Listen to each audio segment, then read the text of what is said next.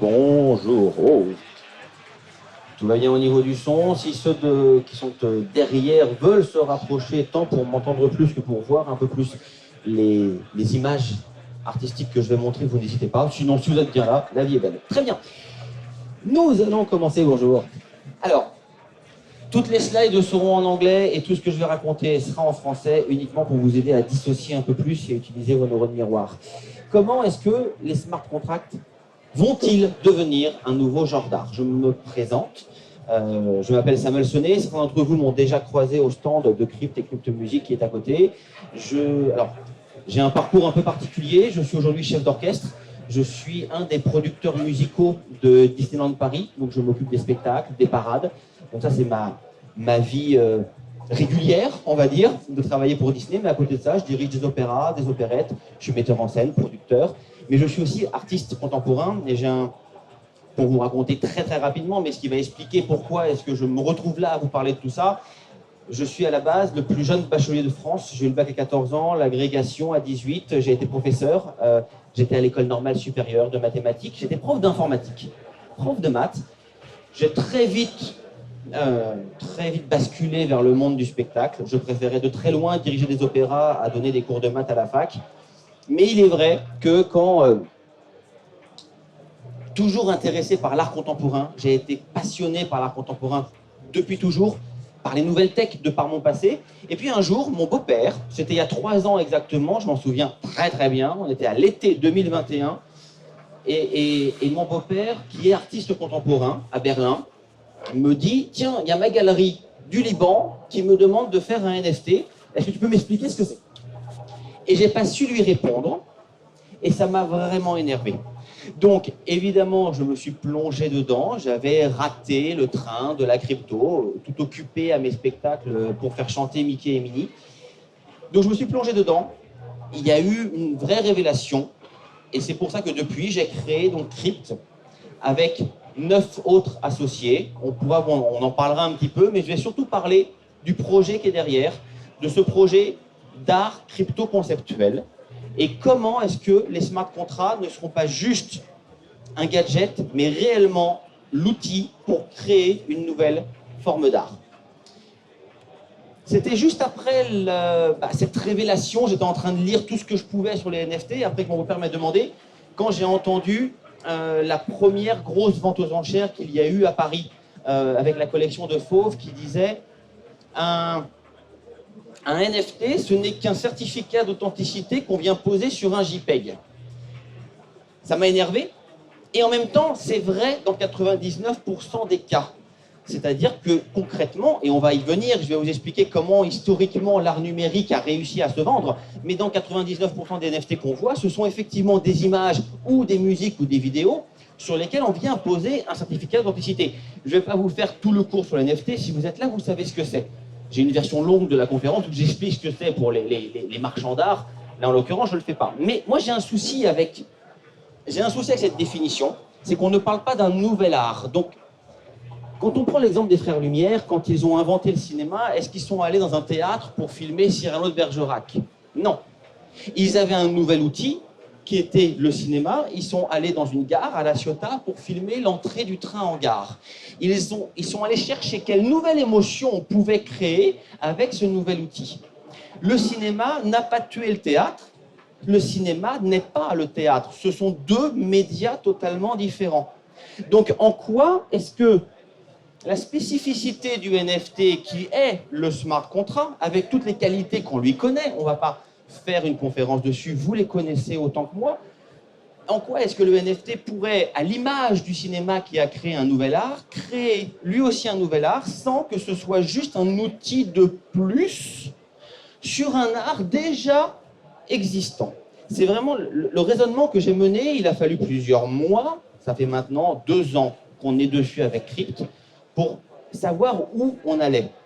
Et pour ça, il a fallu se plonger dans l'histoire. Parce qu'aujourd'hui, quand on parle d'art et de NFT, globalement, on parle de crypto-art ou d'art numérique. Et on est un peu perdu. Et c'est parce qu'on est perdu avec ça que les musées, les galeries ne prennent pas tous le chemin de cet univers. Et c'est vrai que moi, je milite pour institutionnaliser l'art. De la même manière que la régulation bancaire est un débat, mais aujourd'hui est nécessaire pour l'acceptation de la crypto-monnaie dans le monde entier, de la même manière que l'art ou la technique NFT, pour qu'elle soit reconnue, doit être institutionnalisée.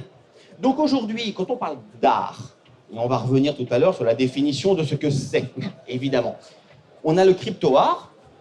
La définition officielle du crypto-art, c'est un art qui parle de l'univers des geeks, de la crypto et de la finance. Ça n'a rien à voir avec un NFT. On peut faire du crypto-art sans faire du NFT. La définition textuelle qui aujourd'hui commence à être dans les cours d'histoire de l'art. Ou alors l'art numérique. Mais l'art numérique, est-ce qu'il ne faudrait pas se poser la question de ça existe depuis quand et qu'est-ce qu'on en fait? Moi, je l'ai de moins en moins parce que j'interviens maintenant dans tous les salons, dans toutes les conférences sur l'art pour dire il faut savoir d'où on vient. L'art numérique n'a pas été créé avec les NFT. L'art numérique existe depuis très longtemps. On va voir même que l'art immatériel existe depuis très longtemps. Le NFT n'a fait qu'apporter un outil de plus. Et c'est ce que j'ai envie de partager avec vous pour recadrer où on en est. La première œuvre d'art numérique, c'est 1950. Vous vous rendez compte que ça fait 74 ans qu'on fait de l'art numérique. C'est Ben Lapowski qui jouait avec un oscillateur, qui créait des boutons et qui s'arrêtait quand il voyait des formes qui lui plaisaient. Donc là, vous avez la toute première oscillation de Ben Lapowski. Cette œuvre-là, comment il le vendait? Il pouvait vendre des images, exactement comme on vend un tableau, ou bien il vendait l'installation, c'est-à-dire l'oscillateur avec les réglages et les boutons. Donc il y avait un transfert matériel, mais c'est dans l'histoire de l'art la première œuvre numérique. Très vite, Nicolas Schoeffer a fait des recherches sur l'œuvre de Ben Lapowski. Je vais beaucoup insister sur la notion de recherche, parce que là encore, je crois que l'art devient institutionnel quand il est documenté, quand il est contextualisé, j'ose dire quand il est intellectualisé. Vous aurez le droit de ne pas me suivre, vous aurez le droit de ne pas être d'accord, je vous présente ma manière de le visualiser, et on en parlera et on se posera des questions ensuite. Nicolas Schoeffer, universitaire, qui travaillait déjà dans l'université parisienne, a créé CYSP1. Je suis très attaché à cette œuvre-là parce qu'en fait, mon beau-père était l'élève de Nicolas Schoeffer. Donc évidemment, je suis le petit-fils spirituel de cet ouvrage, où en fait, le mouvement robotique de ces mobiles était commandé par des prémices d'algorithmes. On était déjà sur une écriture binaire qui faisait tourner. Donc on était sur une œuvre numérique. Je n'ai pas mis de photo pour Leia Ren Healer parce qu'en fait c'est une musique qui a été jouée en live par une partition qui a été générée par un algorithme. C'est-à-dire, on est en train de faire l'IA est en train de créer de la musique. En 1957, on a joué en live une musique qui a été générée par un algorithme. On vous parle de quelque chose qu'il y a 70 ans. Alors, c'était pas beau. Vous pouvez aller sur YouTube, vous trouverez, chercher. Il y a de suite Leia Ren Healer. C'est pas beau, c'est expérimental. Mais en fait, le questionnement de comment est-ce que l'ordinateur va influencer la pensée artistique existe déjà depuis cette époque-là. On pourrait en citer plein. Première génération d'images par un algorithme, 1971. Ce que vous voyez là a été créé par un ordinateur. On lui a programmé pour le laisser libre de ses choix, de ses formes et de ses couleurs. Qu'on ne vienne pas me dire que l'IA générative est nouvelle. On est sur une idée qui est déjà vieille. Tous ces genres d'art, art computer, code art, net art, cinétique art, sont des choses qui sont existantes, qui sont dans les musées. J'ose dire qu'ils sont déjà vieilles. Il est important, quand vraiment, je vais le répéter plusieurs fois, hein, quand un créateur d'art, de NFT, arrive dans une galerie ou un musée en disant « je révolutionne le monde, j'ai un NFT », la galerie rigole. Parce que le galeriste, j'espère pour lui ou elle, a fait étude de l'art, connaît Nicolas Schoeffer et dit « bah oui, d'accord, c'est bien beau, mais vous avez 70 ans de retard ». Legible City, première installation dans un espace immersif. On pédalait du vélo à vélo, un vélo d'appartement, et on avait un film tout autour de nous qui représentait une expérience immersive. Première expérience immersive, 1989. Il y a 35 ans. J'adore celle-là, 1994 de File Room, C'est un chercheur qui a repéré tous les microfilms qui contenaient des fake news et les a installés dans une salle noire où on pouvait se connecter et voir toutes les fake news qui existaient depuis 10 ans dans les journaux américains. Alors aujourd'hui, on peut faire ça facilement, mais à l'époque, vous prenez des photos à volonté, bien sûr, mais à l'époque, c'était complètement dingue et on s'installait et on pouvait choisir une fake news au hasard. On sortait au bout de 5 minutes, quelqu'un d'autre rentrait et c'était une réflexion sur le danger de la numérisation. Aujourd'hui, ça nous semble lointain et vieux, et oui, en effet. Alors, revenons à notre question principale. J'ai essayé rapidement de démonter l'idée que le smart contract n'allait pas révolutionner l'art numérique. On va voir tout à l'heure que même l'immatérialité d'une œuvre est quelque chose qui était complètement marchandable. Quand quelqu'un vient me voir au stand ou dans mes conférences en me disant « Oui, mais aujourd'hui, le NFT permet de vendre un JPEG fait sur Photoshop parce qu'il est rendu unique. » Soyons francs. Il y a 30 ans, alors pas sur Photoshop, il y a 30 ans, je faisais un JPEG sur Paint. D'accord ? Je signais un contrat papier comme quoi je m'engageais à ne le vendre qu'une fois. C'était un contrat, pas Web3, mais cela permettait déjà de vendre une œuvre numérique. On y reviendra tout à l'heure. Yves Klein a vendu des œuvres immatérielles contre un certificat d'authenticité. Donc là encore, oui, bien sûr, la blockchain permet de le garantir, de l'authentifier de manière décentralisée, bien évidemment. Ce que je veux dire, c'est que la pensée, le germe créatif derrière cette notion d'authentification ne convainc pas les musées, les galeries. Cette notion-là, cette définition du NFT n'est pas, à mon goût et par mon expérience, suffisante pour institutionnaliser l'art via la blockchain. Donc à quel moment est-ce que le smart contract peut-il devenir une nouvelle forme d'art?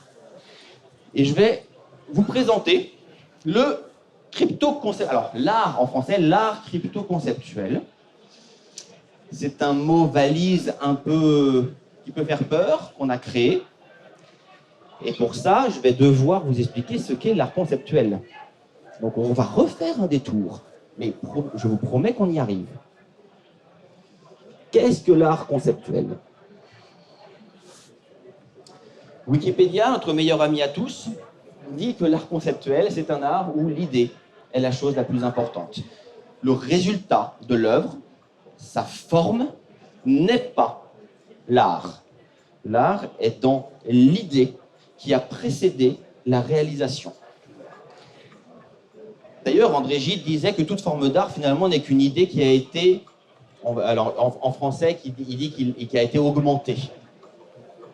Sol LeWitt, qui est considéré comme un des pères de l'art conceptuel, on y reviendra, dit qu'en fait, c'est l'idée qui est la machine qui fait l'art, et que finalement, le tableau ou l'installation n'a pas de valeur, c'est l'idée qui a de la valeur. Concrètement, le vrai premier, c'est 1913, on appelle ça un ready-made. Marcel Duchamp, alors vous connaissez Marcel Duchamp pour son célèbre urinoir, qu'on appelle la fontaine, d'accord? Il y en a une quinzaine dans le monde, c'est juste un urinoir qui a été posé, mais avant ça, il avait déjà fait sa roue de bicyclette. Ready-made, ça veut dire quoi? Ça veut dire que je prends des objets du quotidien et je décide qu'ils sont des œuvres d'art. Et en décidant qu'ils sont des œuvres d'art, ils deviennent des œuvres d'art. Si vous êtes un peu sensible déjà, si vous êtes sensibilisé au travail de l'art conceptuel ou de Duchamp, vous savez exactement où je vais, mais vous pouvez aussi me regarder avec un air de dire « mais qu'est-ce qu'il raconte? En quoi est-ce que c'est une œuvre d'art ?» Il faut se dire qu'en 1913, où on était perdu, l'impressionnisme était déjà dans la fin de son essor, on ne savait plus qu'est-ce qui allait représenter le monde, la photographie et le cinéma avaient cassé tous les codes, et donc quelqu'un comme Marcel Duchamp qui dit « bah non, je vais redéfinir l'art comme étant l'idée, l'intention qui est derrière. Et si je décide de mettre une roue de vélo sur un tabouret parce que moi, ça me procure une émotion, je dis que c'est une œuvre d'art, eh bien, il suffit que quelqu'un le dise aussi, il suffit que quelqu'un l'achète, et ça deviendra une œuvre d'art. Et en 1917, il s'est ramené à la Foire de Paris avec l'urinoir, parce que la Foire de Paris disait « ouvert à tout artiste qui a un projet, n'importe qui peut venir ». Marcel Duchamp, il a fait « ok, je viens avec mon urinoir ». Évidemment, les gens l'ont refoulé à l'entrée, il a fait « non, non, non, vous avez dit que n'importe qui pouvait venir ». Marcel Duchamp Il dit, bah voilà, je viens. L'organisateur, mais de l'art, on a dit, Marcel Duchamp, dit, j'affirme que ceci est de l'art. Ils ont été obligés de le laisser rentrer, ça a fait les gros titres des journaux. L'art conceptuel était né, en 1917. Je vous ai mis un petit bout d'Alphonse Allais ici parce qu'en fait, Marcel Duchamp est lui-même un plagieur. 20 ans avant, Alphonse Allais avait déjà fait des ready-made. Sauf que lui, il le faisait pour rigoler. Il organisait des fausses expositions chez lui pour faire des blagues. Et donc, il avait pris un rideau vert de fiacre en disant « Hey, je vais appeler ça une œuvre d'art qui s'appelle Des souteneurs, encore dans la force de l'âge et le ventre dans l'herbe. » Et les gens se marraient. D'ailleurs, vous aussi, vous vous marrez. 20 ans après, Marcel Duchamp a fait la même chose en disant « Non, moi je dis que c'est de l'art, parce que je révolutionne le principe même de où est l'émotion dans l'acte de réflexion du monde. J'intellectualise ma pensée, c'est devenu une forme d'art. » Alors dans les exemples fameux d'art conceptuel, le bleu Klein, je pense que vous avez tous déjà vu du bleu Klein. Qu'est-ce qui s'est passé en 1960 ? Klein a mélangé des pigments, il a trouvé un bleu qu'il aimait bien. Alors c'est vrai, il est très profond, il est très beau, et il l'a déposé. Pour la première fois au monde, une couleur était déposée. Personne n'y avait pensé. Il a été le premier à déposer une couleur. Et c'est devenu le bleu Klein. Et aujourd'hui, si vous voulez faire du bleu Klein, vous devez payer des droits d'auteur. Parce qu'il a déposé une couleur. On est d'accord que l'œuvre d'art, c'est pas la chaussure qui a été peinte en bleu. L'œuvre d'art, c'est l'idée que Klein a eue de redéfinir la notion de possession et de création. C'est ce qui a permis à Soulages de faire ses monochromes. Alors qu'il existe des monochromes depuis les enluminures du XIIIe siècle. Mais à l'époque, les gens rigolaient en disant pourquoi au XIIIe siècle, des moines dessinaient des cadres entiers en noir, ça n'avait pas de valeur. Il a fallu attendre 7 siècles pour que ça ait de la valeur. Et quand vous êtes face à un Soulages, allez-y, allez dans un musée. Si vraiment tous, dans les 6 mois à venir, vous pouviez aller dans une galerie d'art contemporaine ou un centre national contemporain, vous penserez à moi. Si vous êtes à Paris, je fais des visites de Beaubourg privées pour vous expliquer un peu, justement, pour ouvrir l'œil à ça, face à un Soulages. Quand on sait ce qu'il y a derrière, c'est fascinant. Bon, ça, c'est Paul Billaud, c'est le copain d'Alphonse Allais, parce que 20 ans avant, il avait fait une blague, il a appelé ça combat de nègres pendant la nuit. Là encore, la différence entre une œuvre rigolote, mais qui n'était pas une œuvre, et la version conceptuelle.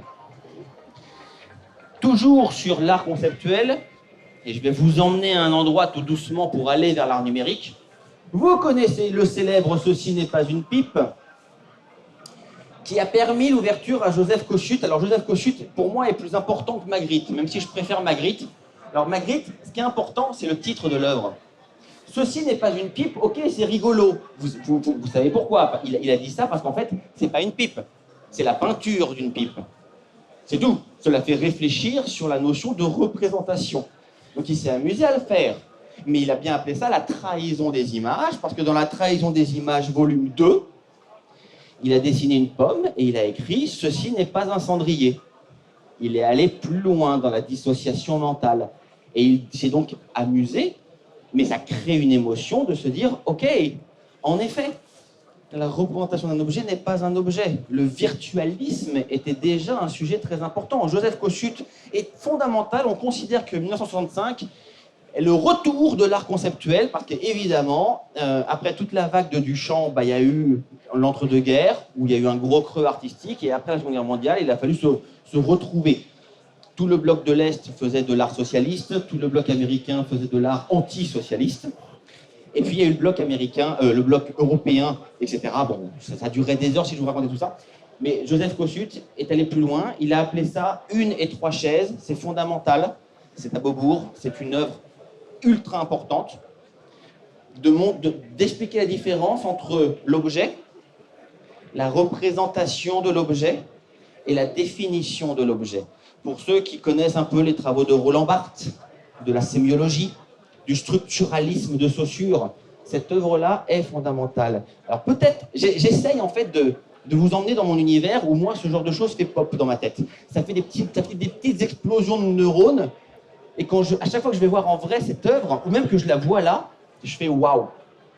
C'est vrai, notre cerveau ne fait que des associations entre la réalité, la représentation de la réalité et la verbalisation de la réalité. Et l'art sert à nous rappeler ça. Ça, c'est une de mes œuvres préférées, de Ben, 1962. En fait, il a un jour pris un panneau de PVC qu'il a posé sur un banc à Nice. Alors, on ne voit pas très bien à cause de la pixelisation. En fait, il a pris un panneau de PVC, il l'a posé donc sur un banc à Nice et il a tracé la ligne d'horizon. Ça, il l'a vendu quelques milliers d'euros. Il a juste tracé une ligne en suivant la ligne d'horizon à travers le plexi. Mais il a créé une méta-œuvre sur cette œuvre où en fait, il a expliqué son concept.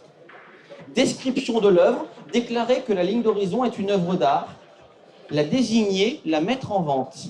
Et il a collé une photo de l'œuvre et une photo du process de l'œuvre.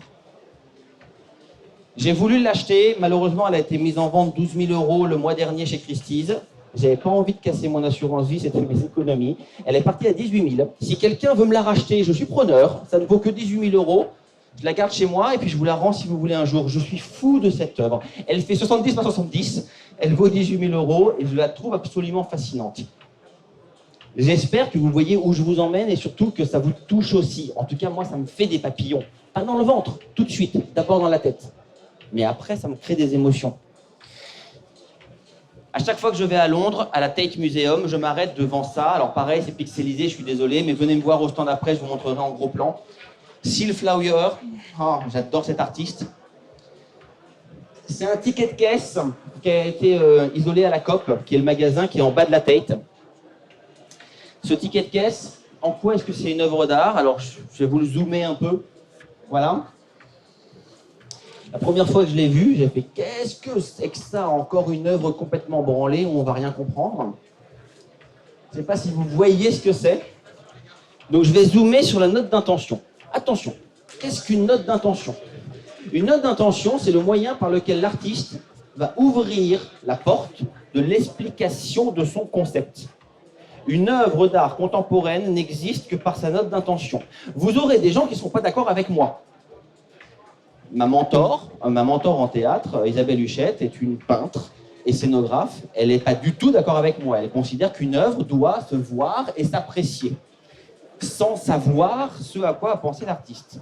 Elle a le droit de penser ça, j'ai le droit de penser le contraire. Moi, j'aime quand on m'explique l'intention. Parce que maintenant, on va lire l'intention. Alors, je vais vous la traduire parce qu'on lit mal en anglais. Le titre de l'œuvre, c'est « Est-ce que la couleur peut être une idée ?» Il est allé au COP et il a acheté l'intégralité des produits de consommation du magasin qui sont d'un monochrome blanc.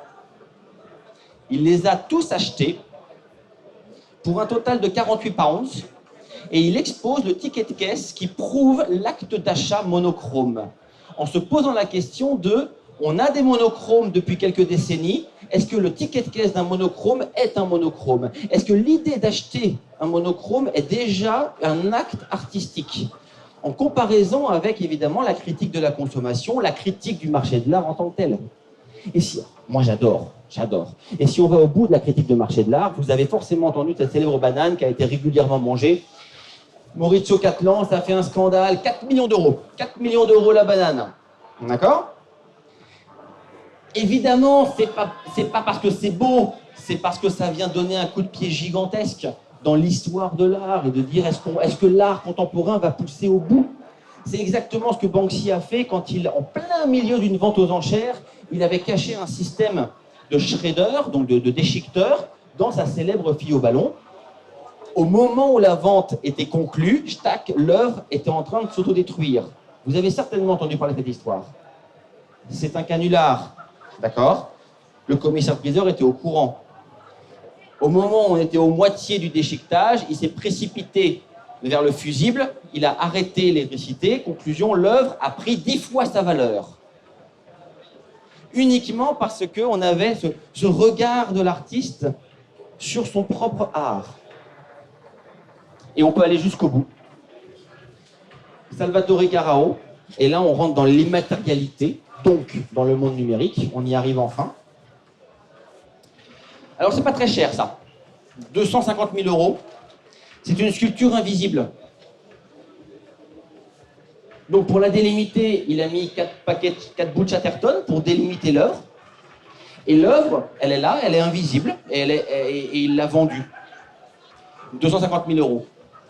Et la personne qui l'a acheté l'a ramené chez lui, a ramené Chatterton. Alors il a le droit d'avoir un autre Chatterton parce que Chatterton ne fait pas partie de l'art. Donc en fait, il a un papier qui lui dit Chatterton de telle dimension, à coller à tel endroit. Et il ne faut pas s'approcher de Chatterton à moins d'1 mètre pour respecter la sculpture invisible. Petit 1, oui, c'est du foutage de gueule. Petit 2, bah non, en fait, ça raconte vraiment quelque chose sur le mec qui achète ça, sur le mec qui crée ça.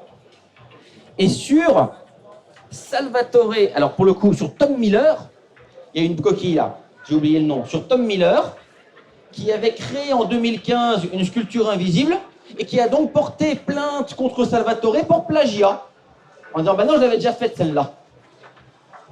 C'était bien évidemment encore un gros canular dans le sens de faire réagir. À quel moment est-ce qu'une idée artistique est effectivement une œuvre d'art? Moi, je vous avoue, c'est un peu trop cher pour moi, mais j'aimerais bien avoir ça chez moi. J'aimerais bien avoir ça chez moi pour que quand j'invite quelqu'un à venir faire une partie de concept, j'adore ce jeu de société, jouer au jeu de société concept, c'est mon jeu favori. Quand il vient faire une partie de concept ou une partie de poker, et ben qu'il y ait cette œuvre invisible par terre, parce que forcément on en parlerait pendant des heures. Et c'est ça l'objectif d'une œuvre d'art. C'est recréer tout le lien qu'il y a entre une œuvre et son passé. Et là, je vous ai donné 4 exemples de galeries vides. Parce qu'en fait, il y en a eu des dizaines d'essais, mais à chaque fois sur un angle différent. Terry Atkinson, il avait fait une salle dans une galerie qui était complètement vide, et il a appelé cette salle le spectacle de l'air conditionné. C'est génial, moi je trouve ça génial. Martin Creed, il a appelé ça le spectacle des lumières qui s'éteignent la nuit et qui s'allument le jour. J'adore aussi celui-là de Jeppe Hein 2005. C'est la même chose, hein, mais il a appelé ça le labyrinthe invisible. Labyrinthe créé par le mouvement des gens. Mais en fait, quand on se pose 2 secondes et qu'on regarde le regard social que cette œuvre vient faire, et quand vous êtes dedans, moi je l'ai fait à Berlin, et que vous êtes en train de marcher et vous rendre compte que peut-être il y a cette frontière invisible entre l'autre et moi, mais c'est incroyable ce qui peut se passer dans la tête. Et là, on est sur une œuvre d'art. Je vous invite à lire la BD de Scott McCloud. Alors, Scott McCloud est un dessinateur de BD. Son cerveau a été déclaré arme de guerre par le gouvernement états-unien, tellement le mec est intelligent. Quand il sort du territoire, il doit demander l'autorisation à la CIA, véridique. Et il a écrit une méta-BD qui s'appelle Understanding Comics, l'art invisible en français. Je vais vous la faire très vite, parce que vous avez vite envie qu'on parle de NFT, je le sais. Il explique qu'il y a 6 étapes dans la création artistique. L'idée, la forme, le langage, la structure, la matière et l'apparence. L'idée, la forme, le langage, la structure, la matière et l'apparence. Je ne vais pas tout vous détailler, ça me semble assez clair. Il est en train de dire, en fait, quand on crée une œuvre d'art, de quoi on veut parler? Il faut se poser la question. Est-ce qu'on veut parler de l'art en tant que tel? Ça s'appelle du méta-art.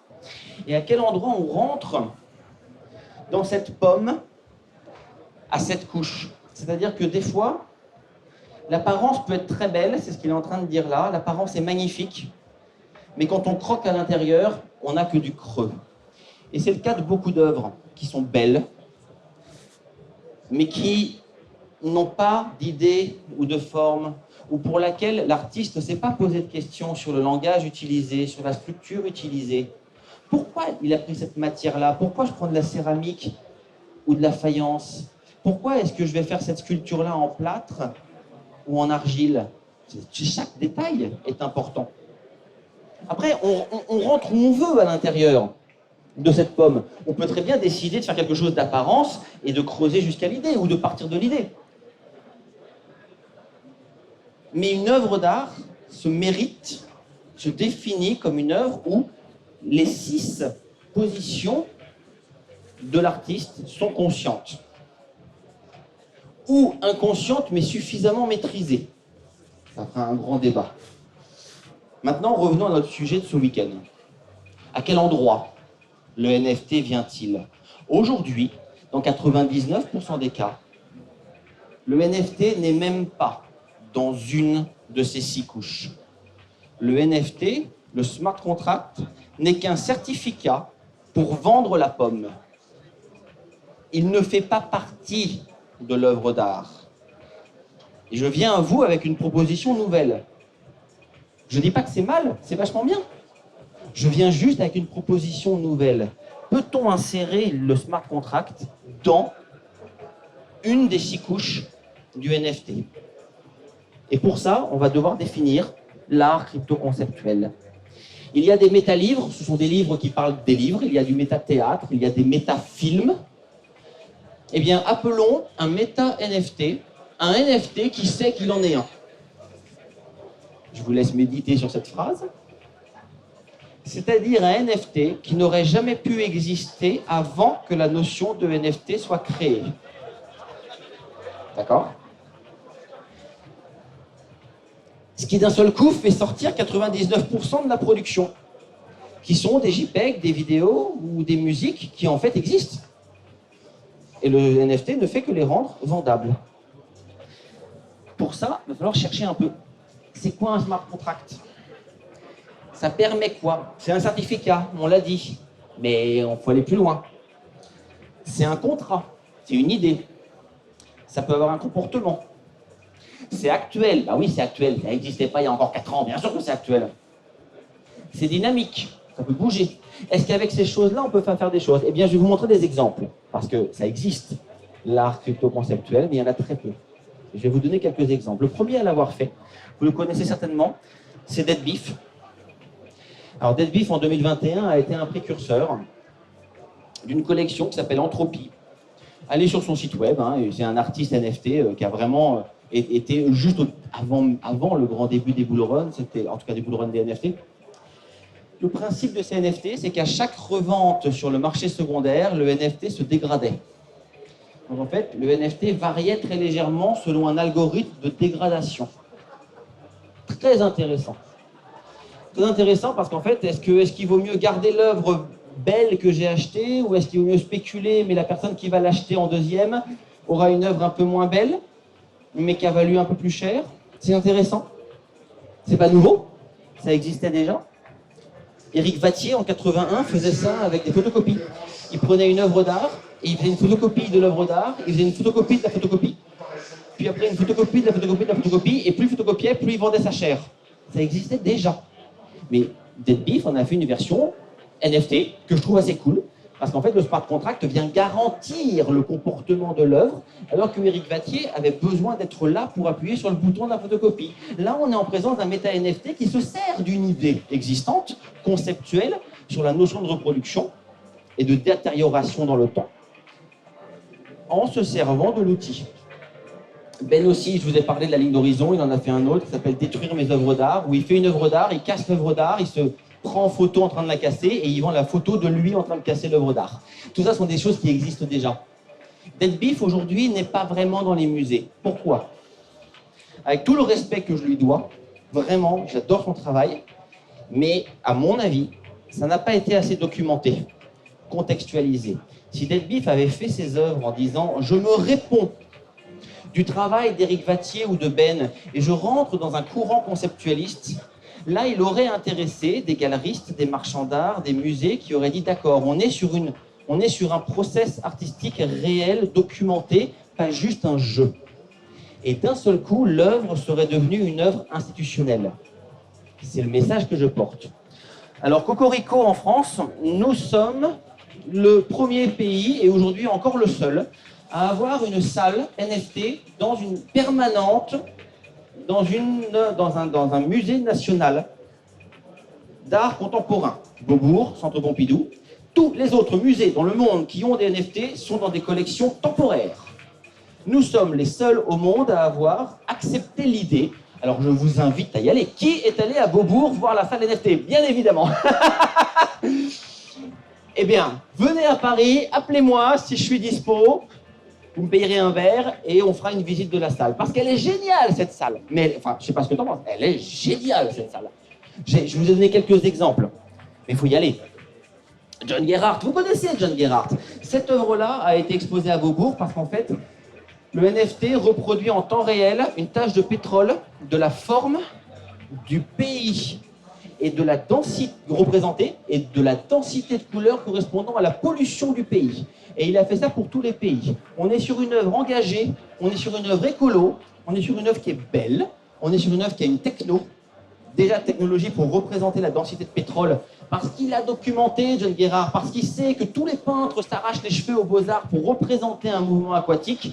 Il a fait, j'en fais un algorithme, et cet algorithme, je le relie en temps réel avec la situation écologique mondiale. Bam! C'est génial.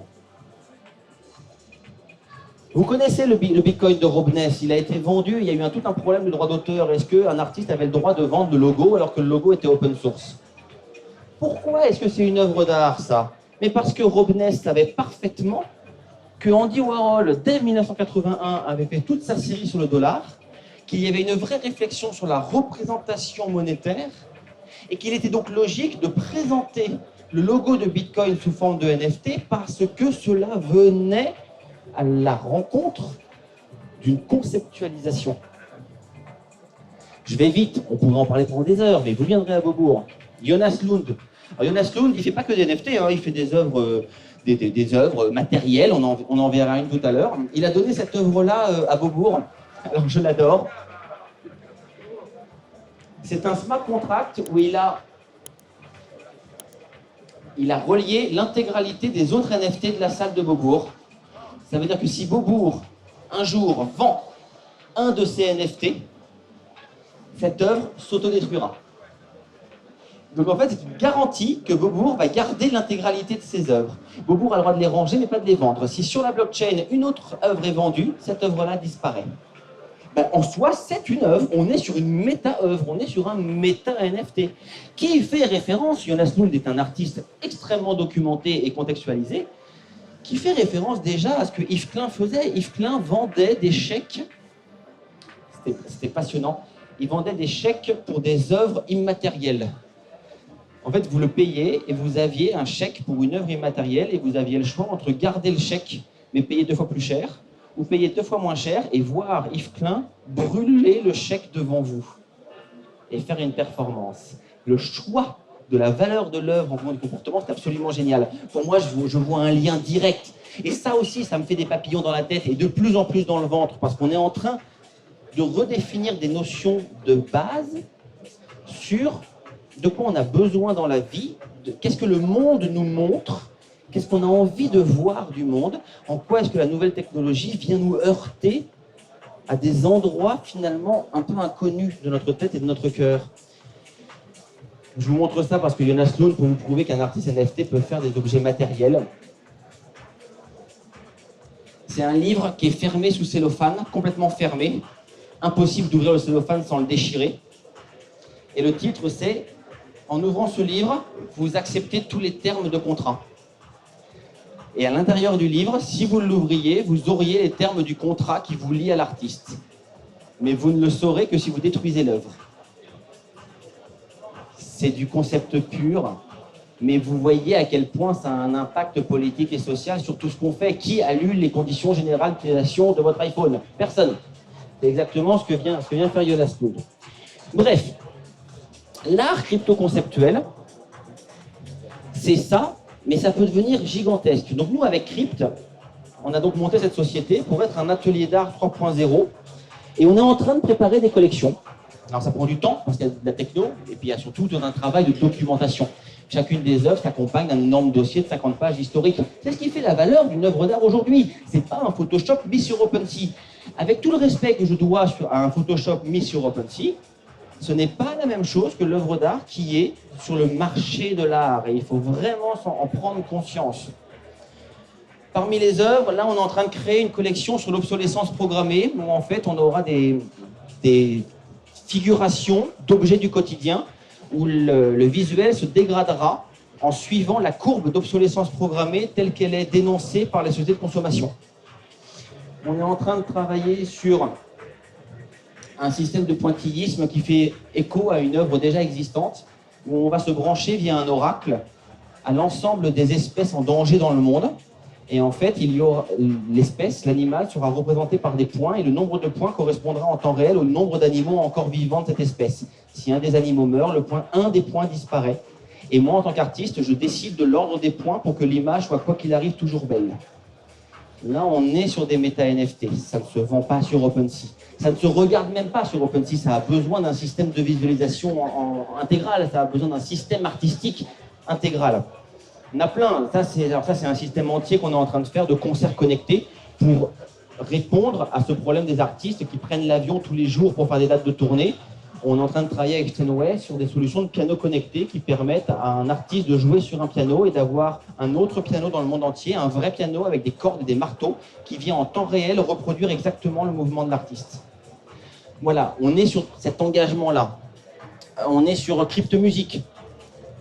Cryptomusic, c'est alors on a le salon, on a pour le coup un piano là-bas et vous pouvez venir nous voir. C'est la première collection qui est en vente. Utiliser un système millénaire de cryptage des notes qui existe depuis 1000 ans et pouvoir prendre n'importe quelle phrase et la transformer en une musique sans IA, uniquement avec un compositeur, un orchestre. Je ne vous montre pas la vidéo parce que le temps passe assez vite et que vous aurez des questions, mais vous venez nous voir au salon et on vous montrera en détail ce qu'on fait. Mais en gros, c'est comment faire des allégories de la blockchain et comment créer des cas d'usage. Pour ce cas d'usage-là, nous avons reçu l'an dernier le premier prix d'innovation du salon gouvernemental de la musique, le MAMA, qui nous a remis ce prix parce qu'en nous disant, pour la première fois, on voit un cas d'usage réel avec une création de quelque chose de nouveau qui n'aurait jamais pu être fait avant que la blockchain existe et on est évidemment très fiers de ça. Pour conclure,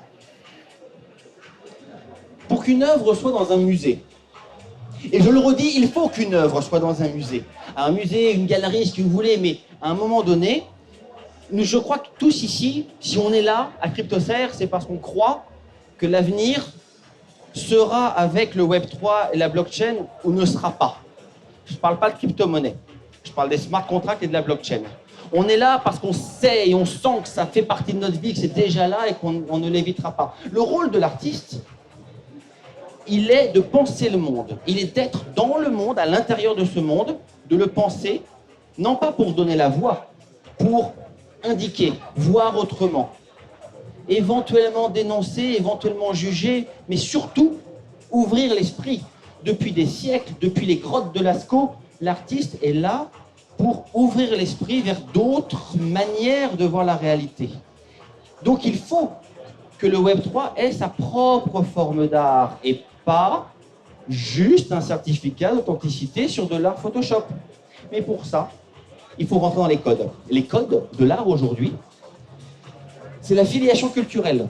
Un artiste NFT qui n'est pas capable de se positionner dans le marché de l'art, il fait du très bel art, je ne le juge pas, mais il ne peut pas rentrer dans une galerie ou un musée. Parce qu'il doit se positionner par rapport à l'histoire de l'art. La contemporanéité, ça veut dire quoi? Ça veut dire être engagé politiquement et socialement. Attention, politiquement, je ne parle pas de droite ou de gauche, je parle de la politique aristotélicienne. S'intégrer dans la cité. Un artiste qui n'est pas capable d'expliquer en quoi son œuvre pense le monde, voire change le monde, n'a pas sa place dans l'institution. Le monde est comme ça. Je ne sais pas si c'est bien ou pas bien, mais je pense que c'est important de reposer ces questions-là. Et l'intention, je vous ai parlé de la note d'intention. La note d'intention est fondamentale. Il faut que l'artiste puisse expliquer d'où vient son idée, d'où vient son instinct, d'où vient son geste moteur. Une œuvre s'accompagne d'une intention. Je vous remets le Scott McCloud pour finir. Est-ce que l'artiste devrait toujours se poser la question, est-ce que j'ai un truc à dire en fait? Si j'ai rien à dire, eh ben je fais rien. C'est au cœur de l'art que la question la plus importante soit posée entre la forme ou l'idée. Pourquoi je fais ça? Pourquoi est-ce qu'un artiste a besoin de voir le monde différemment? L'art crypto-conceptuel est une réponse à pourquoi et comment un nouvel outil, et la blockchain est un outil qui va changer le monde. Il est fondamental que le monde de l'art et le monde du Web3 se rencontrent, mais se rencontrent vraiment. Et pour ça, il faut que ça devienne une nouvelle forme d'art par l'art conceptuel. En tout cas, c'est ma théorie et c'est ce que j'ai essayé de vous présenter ce soir. J'espère que ça vous a intéressé. Merci beaucoup.